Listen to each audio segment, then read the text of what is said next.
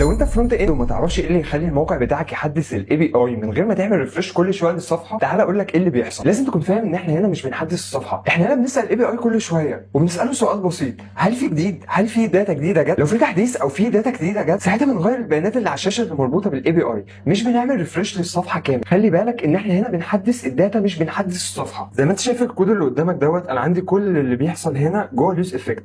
بعمل فيتش للاي بي اي او بكلم الاي بي اي، بعمل لها كول، بعد كده ببدا ارجع لها الداتا بتاعتي. ليه لازم دوت يحصل جوه اليوز افكت؟ لان دوت بيبقى سايد افكت مش ريندر للصفحه. انا دلوقتي عايز اعرف ايه السطر او ايه الفانكشن المطلوبه اللي بتخليني اعمل ابديت للداتا كل شويه من الاي بي اي من غير ما اعمل ريفريش كل شويه للصفحه. السطر اللي قدامك دوت هو اللي بيخلي الموقع يسال الاي بي اي كل 4 ثواني، وممكن هنا تتحكم في الوقت. انت ممكن تخليه كل ثانيه، ولكن الافضل ان هو يكون من 4 ل 5 ثواني من غير ما يعمل ريلود لصفحه، ومن غير ما الكلاينت يحس ان كل شويه الموقع بيتعمل له ريفريش او لازم يعمل ريفريش جديد عشان الداتا الجديده توصل. ما هو مش طبيعي يكون عندك سيستم اي كوميرس وموقع الكتروني لما تضيف داتا هتروح تقول للعملاء كلهم معلش خش اعملوا ريفريش عشان تشوفوا الداتا الجديده اللي عندي. فبالتالي لازم ازود له حاجه ان هي كل شويه يكون في ابديت على الاي بي اي اللي بيجي في الصفحه. الطريقه دي بنسميها طريقه البولينج. عندك هنا في الموقع فوق انا عامل اف كونديشن ان هي ما تحدثش اليو اي على طول. بشيك الاول هل الداتا اللي جايه لي من الاي بي اي اتغيرت ولا لا. لو ما اتغيرتش الموقع ما يعملش اي حاجه. يعني قدامك هنا انا لو جيت عملت كومنت للسطر دوت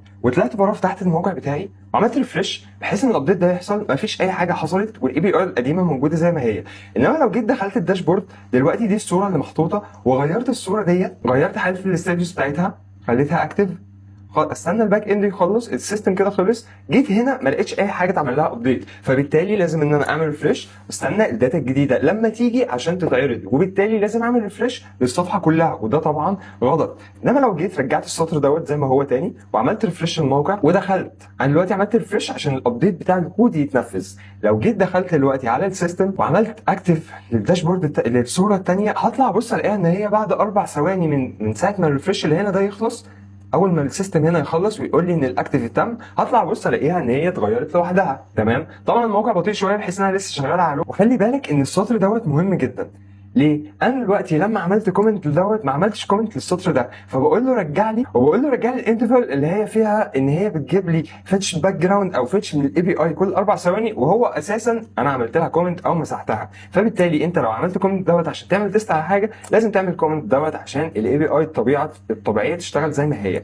ولكن الافضل ان هم يكونوا موجودين عشان ده اصح حاجه، وهي البولينج، واللي انت معناها اساسا استطلاع الراي او ان انت تاخد الراي. بس ده مش موضوعنا الاساسي. الموضوع الاساسي ان هي معناها في الكودينج مش في الطريقه العامه ان انا كل 4 ثواني اخش الاي بي اي اسالها عندك ابديت جديد ولا لا. لو عندك ابديت